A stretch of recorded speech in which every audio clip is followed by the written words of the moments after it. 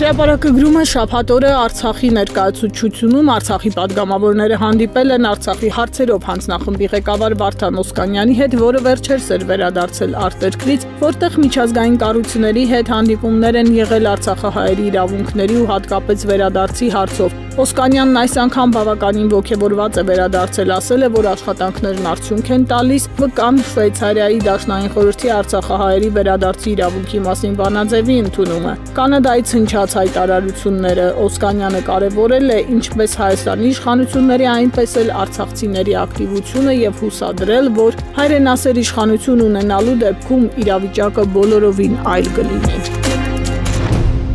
Ժողովրդի աղբյուրները փոխանցում են, որ այս օրերին Գյումրիում թեժ քննարկվում է այն թեման, որ Փաշինյանը հրահանգել է Գյումրիում ընդդիմադիր ուժերի ցուցակներում ընդգրկված անձանց վերաբերյալ կոմպրոմատներ հավաքել։ Ու դա անում է ԿՊ-ի սրտի թեկնածու Սարիկ Մինասյանի զարմիկի միջոցով, որը մարզում հայտնի Կամո Ներսիսյանն է, Շիրակի ԱԱԾ վարչության պետը։ Ներսիսյանին հանձնարարված է տակնու վրա անել Գյումրու ընդդիմադիր թեկնածուների շուրջ հավաքված մարդկանց, ինչպես նաև նրանց, ովքեր ցուցակներում են ու քաղաքում դերակատարում ունեն։ Դա էր պատճառներից մեկը, որ Փաշինյանն անձամբ էր գնացել Գյումրի, շրջել, զրուցել, հանդիպումներ ունեցել։ Վերջինս ամեն գնով պատրաստվում է Գյումրիում իշխանությունը վերցնել, անգամ մարդ գողանալով։ Թերթը 3 ողջ օրը փորձել է այս հարցի վերաբերյալ զրուցել Սարիկ Մինասյանի հետ, բայց նա որևէ կերպ չի արձագանքել զանգերին։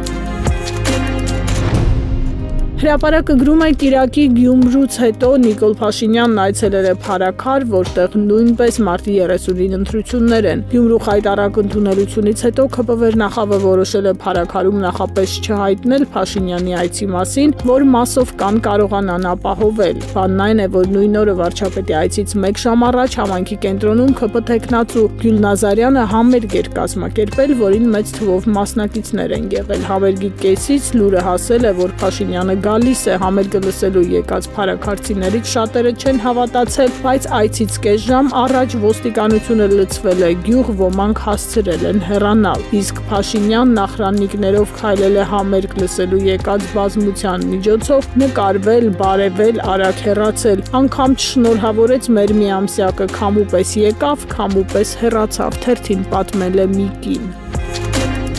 Հրապարակը գրում է ուրբաթ երեկոյան Փաշինյանը հերթական փակ հանդիպումն է ունեցել ԿՊ ֆրակցիայի հետ։ Ներկա են եղել կառավարության ու ԿՊ վարչության անդամները, ըստ հաղորդագրության տեղի է ունեցել քննարկում Ադրբեջանի հետ ընթացող խաղաղության գործընթացի շուրջ։ Թերթը հիշեցնում է, ընդամենը 1 շաբաթ առաջ էր Փաշինյանը նույն թեմայով ու նույն վայրում փակ հանդիպում։ Չնայած նա ԿՊ-ականների վախը բռնել է, որ քննարկումից արտահոսք չանեն, որ Ահազարյանի օրը չընկնեն, բայց պատգամավորներից մեկը պատմել է, անսպասելի հանդիպման պատճառը Եղիշե Կիրակոսյանի հրաժարականն է եղել։ Փաշինյանը փորձել է կանխել մյուս թիմակիցների հնարավոր ըմբոստությունը։ Համարյա 1 տարի է մամուլը գրում է, որ պատճառը Ադրբեջանի պահանջով միջազգային հայցերից հրաժարվելն է։ Փաշինյանը ԿՊ-ականներին ասել է, որ խաղաղության գործընթացը գլուխ չի գալիս, Ալիևը չի հրաժարվում ոչ հայցերից, ոչ միջանցքի պահանջից, իսկ եթե մենք մերժենք, ապա պատերազմը անխուսափելի կլինի։ Նա նախատել է ուսապարկերին, որ պետք է այդ մասին ակտիվ իրազեկել հանրությանը, որ բոլորը հասկանան։ Վերջին շաբաթներին ԿՊ-ականները ակտիվ այցեր են կատարում, հատկապես Սյունիք, օրինակ էկոնոմիկայի նախարար Գևորգ Պապոյանը անցած շաբաթ 2 այց է կատարել, հանդիպել կուսակիցներին, նրանց ինստրուկտաժ է արել, նրանք էլ իրենց հերթին սյունեցիներին վախեցնում են պատերազմով։ Ակնհայտ է, որ Ալիևն ու Էրդողանը հասկացել են, թե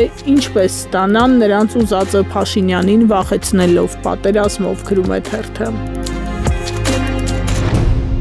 Ժողովուրդն էլ տեղեկացել է առողջապահության պարտադիր ապահովագրության ծրագրի տապալումը խլեցնելու բարեփոխումների պատրանք ստեղծելու համար նախարարությունը հիմնովին փոխել է բժշկական կազմակերպությունների հետ պետպատվերով ծառայությունների մատուցման պայմանագրերի ձևն ու բովանդակությունը։ Եթե մինչև 24 թվականը պետպատվերի համակարգում գործում էին նախարարության ու բժշկական կենտրոնների միջև կնքված պայմանագրերը ծառայության մատուցման մասին, ապա 24-ին առողջապահության նախարարությունը ստիպված կիրառել է օֆերտայի հրապարակային պայմանագրի պիլոտային ծրագիրը, այն հաջորդիվ 25 թվականին տարածվել է ամբողջ համակարգի վրա։ Թերթը տեղեկացնում է, որ նոր ծրագրով առանձին բժշկական կենտրոնների հետ պայմանագրեր չեն կնքվում, չեն ամրագրվում կազմակերպությունների համար նախատեսվող տարեկան պետական պատվերի գումարները, բժշկական կենտրոններին հատկացվելի գումարի չափը եւ այլն։ Անհասկանալի է եւ ինքնահոսի է թողնված, թե ինչ համամասնությամբ է բաշխվելու ծրագրի գումարը հիվանդանոցների միջև։